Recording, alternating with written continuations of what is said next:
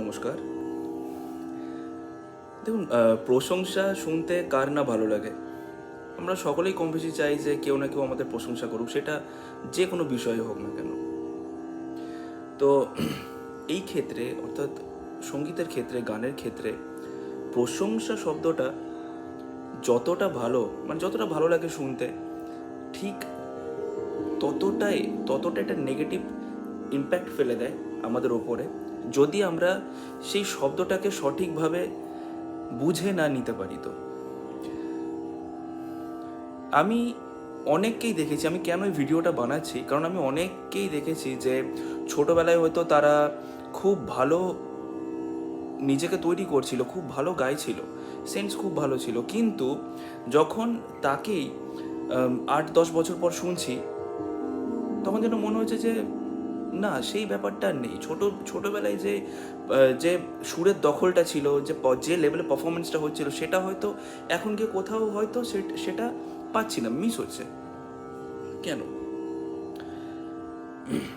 বোঝাই শুরুতেই, আমি চেষ্টা করছি এটা যত সহজভাবে বোঝানো যায়। হয়তো একটু ভিডিওটা বড় হয়ে যেতে পারে, তো আমি সকলকে অনুরোধ করব একবার শুনে নিন। তো আমি জিনিসটা নিজের ওপর দিয়ে পুরো বোঝাবার চেষ্টা করি। যে ধরে নেওয়া যাক, আমি গান বাজনা শুরু করেছি, ঠিক আছে, আমি গাইছি,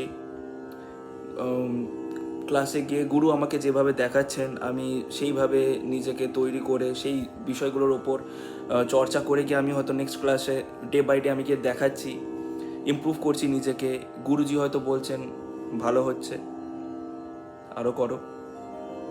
সেটা শুনে খুবই ভালো লাগছে অ্যাজ এ স্টুডেন্ট, যে আমার গুরু আমাকে বলছেন যে ভালো হচ্ছে, তুমি ভালো করছো। এরপর যখন আমি গুরুর সামনে আমার পারফরমেন্সটাকে রাখলাম, আমার গায়কিকে রাখলাম, প্লাস ক্লাসে আমরা দেখি আরও আনুষঙ্গিক সব স্টুডেন্টসরা থাকছে, গার্জেনরা থাকছে, অর্থাৎ আমি যখন আরও 5 জনের সামনে গাইছি, তারাও হয়তো আমাকে বলছে যে বাহ শুভ, খুব ভালো হয়েছে, করে যাও। এইভাবে আস্তে আস্তে যখন আমরা ওপেন স্টেজে গাইছি, তখন সেই সংখ্যাটা দাঁড়িয়ে যাচ্ছে 50 জন, 100 জন। এবার সেখানেও যখন শুনছি যে বাহ খুব ভালো, খুব ভালো পারফরমেন্স, অপূর্ব গাইলে, এইভাবে যখন দিনের পর দিন প্রশংসা জিনিসটা পেয়ে যাচ্ছি আমি, তখন নিজের কনফিডেন্সটাও বাড়ছে যে আমি হ্যাঁ ঠিক মতো, শুরুর দিকে কি হচ্ছে, কনফিডেন্সটা বাড়ছে, অর্থাৎ ভালো লাগছে যে আমি প্র্যাকটিসটা হয়তো ঠিকভাবে করছি, বা গুরু হয়তো আমাকে ঠিকভাবেই দেখাচ্ছেন, বা আমি গুরুর থেকে নিয়ে হয়তো নিজেকে ঠিক জায়গাতেই রাখছি, ঠিকভাবেই এগোচ্ছি, ঠিক পথেই এগোচ্ছি। তাই হয়তো সকলে আমার গানটাকে এত পছন্দ করছে। ঠিক আছে, এরপর যত দিন যাচ্ছে, যত লোকের থেকে বাহবা শুনছি, যত প্রশংসা পাচ্ছি, তখন কি হয়ে যাচ্ছে, কনফিডেন্সের সাথে না ওর পিছন পিছন চলে আসে ওভার কনফিডেন্স।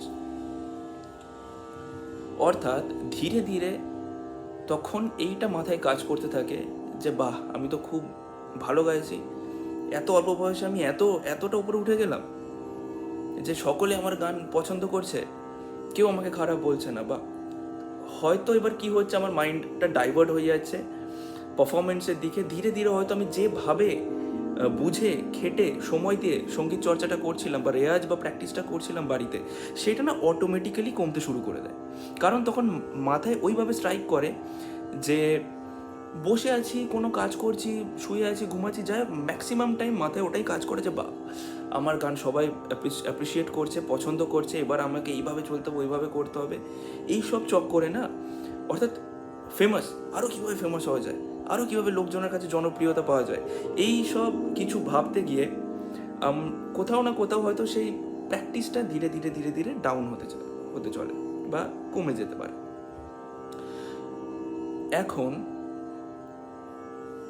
এই যে শুনছি প্রশংসা এত লোকজনের থেকে, আর ধীরে ধীরে অজান্তেই যে আমাদের যে প্র্যাকটিসটা, রেয়াজটা আস্তে আস্তে আস্তে আস্তে কমতে চলেছে, এর ইফেক্টটা না হঠাৎ করে দেখা যাবে না একদিনে, কিন্তু একদিন ঠিক এটার এফেক্টটা পড়বে। আর তখন এতটা বাজেভাবে এফেক্ট পড়বে না, যে তখন মানে পায়ের তলা থেকে মাটি সরে যাওয়ার মতো ব্যাপার হয়ে যাবে যে আমার গান 4-5 বছর আগে যেভাবে মানুষে এনজয় করতো আজ আজ করছে না। কেন করছে না? তখন মাথা খারাপ হয়ে যায় যে আমি কেন ওইভাবে প্রশংসাটা পাচ্ছি না। কারণ আমাদের প্র্যাকটিসটার দিকে তখন মনোযোগ থাকে না, মনোযোগ থাকে শুধুমাত্র পারফরমেন্সের দিকে, যে লোকে তো আমাকে বাহবা দিচ্ছে, বলছে।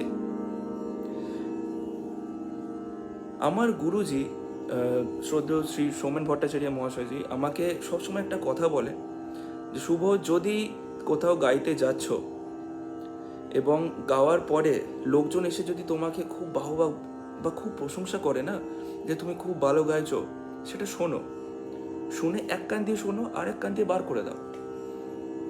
যদি তোমার নিজের মনে হচ্ছে যে তুমি খুব ভালো গাইছো একরকম, আর একটা হচ্ছে কোনো দরকার নেই প্র্যাকটিস করা, গিয়ে দেবো, কোনো ব্যাপার না, এই অ্যাটিটিউডটা যদি চলে আসছে, এই ওভার কনফিডেন্সটা যদি চলে আসছে না, তখন সাথে সাথে তুমি যে রাগটা পারফর্ম করলে ওখানে, সেই রাগটাই বাড়িতে গিয়ে বা সাথে সাথে ফোনে কোনো পণ্ডিত উস্তাদজির শোনো, শুনলেই বুঝতে পারবে যে তুমি কতটা পিছিয়ে আছো, এখনো কতটা ইমপ্রুভ করতে হবে তোমাকে।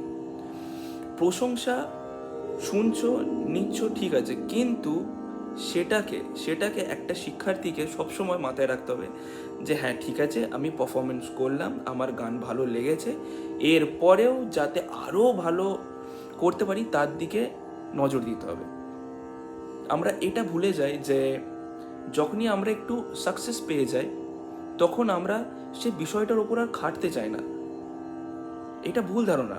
আমাদের মাথায় সবসময় এইটাই মনোভাবটা রাখতে হবে যে যত সাকসেস পাচ্ছি তার থেকে ডাবল আমাকে আরও বেশি খাটতে হবে, তবে কি আমি সেই জায়গাটাতে দাঁড়াতে পারবো বা তার থেকেও আরও হলে ওপরে উঠতে পারবো। প্র্যাকটিসকে ততটাই শক্ত করতে হবে, ততটাই বুঝে করতে হবে, ততটাই আরও বেশি বেশি নিজেকে ইনভলভ করে দিতে হবে। এই যে কনফিডেন্স জিনিসটাকে আমি কি করি, যাতে আমার মধ্যে আমি যতটুকুই তৈরি হতে পেরেছি, এবং আমার মধ্যে যাতে কোনোভাবে এই কনফিডেন্সের সাথে যাতে ওভার কনফিডেন্স ব্যাপারটা না চলে আসে, এই জন্য আমি বিষয়টাকে সবসময় এইভাবেই নিই যে আমি হয়তো একটা জায়গায় উঠতে পেরেছি নিজে গুরুর আশীর্বাদে বা আমি নিজে খেটে, সেই জায়গাটাতে আমি যে দাঁড়িয়ে আছি সেটা থেকে যেন কোনো মতে আমি নিচে না চলে আসি, ঠিক আছে, আমি যেন সেই জায়গা থেকে আরও বেশি উপরে যেতে পারি। তার জন্য মাস্ট হচ্ছে তোমার রেয়াজ, প্র্যাকটিস, ততটাই বেশি নিজেকে ইনভলভ করতে হবে, ঠিক আছে। কনফিডেন্স আসা খুব ভালো, এবং এটাকে পজিটিভলি নাও। কেমনভাবে আমি বলছি, এই যে কনফিডেন্সটা আসছে, এর সাথে না অ্যাটিটিউডটা কাজ করে। অ্যাটিটিউডটাকে এইভাবে কাজে লাগাও যেটাকে আমি কাজে লাগাই এবং আমি খুব ভালো এটাকে রেজাল্ট পাই। যে অ্যাটিটিউড, অহংকার ব্যাপারটা, অহংকার অর্থাৎ আমরা এটা মেনে নিই যে আমার সামনে যিনি দাঁড়িয়ে আছেন সে হয়তো কিছু না, তার থেকেই আমি ওপরে সবসময়, ঠিক আছে, এটা ভাবা ভুল। সবসময় এইটা ভাবো, অহংকার এটাতে থাকা উচিত যে হ্যাঁ, আমি যে মানুষটার কাছে শিখছি, অর্থাৎ আমার যিনি গুরু, আমি সঠিক হাতে আছি, তিনি আমাকে ততটাই ভালোভাবে কেয়ারফুলি দেখাচ্ছেন, এবং আমি যেভাবে খেটে নিজেকে তৈরি করছি, রেয়াজ করছি, প্র্যাকটিস করছি, সেই রেয়াজ, সেই প্র্যাকটিসটার ওপর আমার অহংকার আছে যে হ্যাঁ আমি ঠিকভাবে করছি, ঠিক আছে। আমি আর একটা উদাহরণ দিই। আমি অনেক ক্ষেত্রেই দেখেছি, আমার অনেক চেনা জানার বন্ধু বান্ধবের মধ্যে যতদিন না তারা স্টেজ পারফরমেন্স করছে না, শুধু ইন্ডিয়ান ক্লাসিক্যাল মিউজিক, শাস্ত্রীয় সঙ্গীতের ক্ষেত্রে বলছি না, এই যে পুজো টাইমে যত স্টেজ হয়, ঠিক আছে, কন্টিনিউয়াসলি স্টেজের পর স্টেজ করতে থাকছে, মাসে হয়তো 20টা-25টা করে স্টেজ করছে, কিন্তু যখন তারা স্টেজ করতো না, যেভাবে যতটা সুরের দখল ছিল, যেভাবে তারা ফিল দিয়ে গানটা গাইতো না, স্টেজে যখন শুনতে যাচ্ছি তখন মনে হচ্ছে এত পিচ আউট কী করে হতে পারে, এ তো আগে এত পিচ আউট ছিল না, এখন এত পিচ আউট কেন, গলার মিষ্টতাটা কোথায় চলে গেছে? কারণ সে পুরোপুরি মনোযোগটা দিয়ে ফেলেছে পারফরমেন্সের ওপর, এন্টারটেনমেন্টের ওপর পুরোপুরি মনোযোগটা দিয়ে ফেলেছে। এটা ভুল কিছু না, দাও, কিন্তু সাথে নিজের প্র্যাকটিসটাকে তো ভুললে চলবে না। প্র্যাকটিসটাকে সেইভাবেই করতে হবে, সেইভাবেই করা দরকার, ঠিক আছে। আমার অভিজ্ঞতা থেকে একটা ছোট কথা বলি। ভক্তি আর ভালোবাসা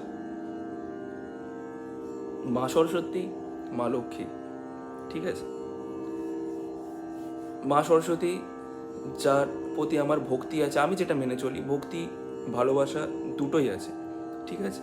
কিন্তু মা লক্ষ্মী অর্থাৎ আমি যেটা ইনকাম করছি সেটাতে আমার ভক্তি আছে, ভালোবাসেন আমি রাখছি না, ঠিক আছে? আমি যদি কন্টিনিউয়াসলি ভালোবেসে ফেলি, টাকাকে যদি আমি শুধুমাত্র ভালোবেসে ফেলি না, তো আমাকে সবসময় ওর পিছনেই নাচতে হবে, মাথায় ওইভাবে স্ট্রাইক করো যে আমার টাকা কামাতে হবে, টাকা কামাতে হবে, কিন্তু একটা টাইম পর গিয়ে আমাকে অটোমেটিক্যালি দাঁড়িয়ে যেতে হবে। আমি কত বেশি ইনকাম করব, দিনের শেষে সব কিছু এসে দাঁড়িয়ে ইনকামের ওপর। আমি গান গাইছি বা আমি ক্লাস করাচ্ছি কেন? রোজগার করছি, রোজগারের জন্য।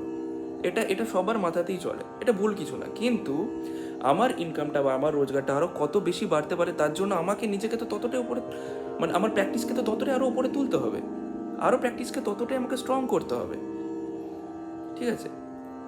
তো আমি সঙ্গীতকে যেমন ভক্তি করি তেমন ভালোবাসি, কিন্তু এই যে টাকা, টাকার পিছনে আমি যদি কন্টিনিউয়াসলি ছুটে চলি, সেখানে আমার যে স্ট্রং পয়েন্ট, যে প্র্যাকটিসটা আমি যত করব তত আরও ভালো বেটার আমি গাইতে পারবো। কথাতে আছে না, প্র্যাকটিস মেক্স পারফেক্ট। তো এই কথাটা ভুললে চলবে না, এই কথাটা ভুললে একদম চলবে না, ঠিক আছে? প্রশংসা পাচ্ছ, শুনছো, খুব ভালো কথা। একটা জিনিস খেয়াল রাখবে, যখন 50 বা 100 জনের সামনে যখন গান গাইছো না, এর মানে এটাই না যে সেই অডিয়েন্সের মধ্যে সবাই গান বুঝবে, সবাই গান বুঝবে এরকমটা নয়, ঠিক আছে? তো ফ্রন্ট রোতে নর্মালি যারা বসে থাকে তারাই বসে যারা সঙ্গীতকে পুরো বোঝে, ভালোবাসে, ঠিক আছে? তো অর্থাৎ প্রশংসা যখন কেউ এসে করছে, নিচ্ছ, শোনো, কিন্তু মাথায় আর রেখো না, মাথায় রেখো না। সাথে সাথে সাথে সাথে যে রাগটা গাইলে সেটা কোনো পণ্ডিত ওস্তাদজিদের শোনো, যাকে তোমরা আইডল, নিজের আইডল মনে করো, তাকে শোনো। আমি সত্যি বলছি, শোনার পর না পুনরায় পুনরায় তোমরা এটা রিয়েলাইজ করবে যে কতটা পিছিয়ে আছে, আর এই জিনিসগুলো আমি কেন করলাম না স্টেজে, এই জিনিসগুলো আমার তো মাথাতেই আসেনি, কি হচ্ছে এত প্রশংসা হয়ে, এই জিনিসগুলো তো খামতি থেকে যাচ্ছে আমার মধ্যে। তো কি হবে, এর জন্য একটা অটোমেটিক্যালি তোমার মধ্যে সে খিদেটা থাকবে যে না, আমাকে বাড়ি গিয়ে আবার এগুলোর উপর চর্চা করতে হবে, যাতে আমি নেক্সট পারফরমেন্সে আরও কিছু ভেরিয়েশনস ইম্প্রোভাইজ করতে পারি, আর নিজের গায়কের মধ্যে আরও কিছু ডিফারেন্সিয়েট করতে পারি, যাতে আমি 100 জনের মধ্যে 99 জন একদিকে, একা আমি আরেকদিকে থাকতে পারি। তবে না লোকে আমাকে মনে রাখবে, তবে না আমাকে চাইবে শুনতে। তো এই জন্য আমি সকলকে বলি, আমার প্রত্যেকটা স্টুডেন্টকে বলি যে কেউ যদি প্রশংসা করে তার থেকে দূরে থাকো। আর কথাতে আছে না যে মানে অন্ধ বিশ্বাস রাখো তোমার গুরুর প্রতি। কেন? কারণ গুরুই একমাত্র তোমাকে বলবে যে ভালো হচ্ছে প্র্যাকটিস, আরও ভালো করো। আমি বাকিদের কথা ছেড়ে দিচ্ছি, আমার ক্ষেত্রে আমার গুরুজি আমাকে সবসময় বলে যে ভালো হচ্ছে, কিন্তু দেখো এই জিনিসগুলো তোমাকে আরও ভালো করে করতে হবে। কি হলো, উনি বললেন, উনি আমাকে অ্যাপ্রিসিয়েট করলেন, ঠিক আছে, যে ভালো করছো, কিন্তু এই ব্যাপারগুলো তোমার মধ্যে আরও খামতি থেকে যাচ্ছে, আরও ঠিক করো। এতে কি হলো, হ্যাঁ আমি খুশি হলাম যে আচ্ছা আমি ঠিক আছি, আচ্ছা এই জিনিসগুলোকে আমাকে আরও সুন্দরভাবে রপ্ত করতে হবে। এই যে ব্যাপারটা একমাত্র গুরুই জানে যে আমার কোনো স্টুডেন্টের মধ্যে কতটা খামতি আছে, সেই জিনিসটা কিভাবে ঠিক করা যায়। গুরু যখন বলছে, ধরিয়ে দিচ্ছে ভুলগুলো, তখন কি আমি সেই ব্যাপারটাকে হয়তো আরও ভালোভাবে রিয়েলাইজ করতে পারছি, ঠিক আছে? অর্থাৎ বন্ডিংটা রাখো সবসময় গুরুর সাথে তোমার। এই যে গুরু শিষ্য পরম্পরাটা কেন দরকার, কেন প্রয়োজন, এই জন্য প্রয়োজন, ঠিক আছে? সবসময় নিজের গুরুকে অনুসরণ করো, একদম অন্ধের মতো, কোনো কোনো সন্দেহ না, কোনো কিচ্ছু না। তিনি তোমাকে যেভাবে পথ দেখাচ্ছেন তুমি সেইভাবে চলো, ঠিক আছে? বাইরের 5 জন তোমাকে এসে প্রশংসা করে গেল নয়, সবাই যে তোমাকে প্রশংসা করছে মানে তোমার ভালোর জন্য চাইছে না, ঠিক আছে? তারাও জানে যে একে আমি যত উপরে তুলবো, এ একটা টাইমে নিজেকে যদি কন্ট্রোলে না রাখতে পারে, সে অটোমেটিক্যালি ডাউন হবে। তো দরকার নেই, একমাত্র গুরুকে অনুসরণ করো, প্রশংসা নাও, এক কান দিয়ে নাও, রাখো, আর এক কান দিয়ে বার করে দাও। এসে রেকর্ডিং শোনো পুরনো পণ্ডিত ওস্তাদজিদের, বুঝতে পেরে যাবে তুমি এখনো কোথায় পড়ে আছো, কতটা এখনো তোমার মধ্যে খামতি আছে যেগুলো তোমাকে এখনো ঠিক করতে হবে।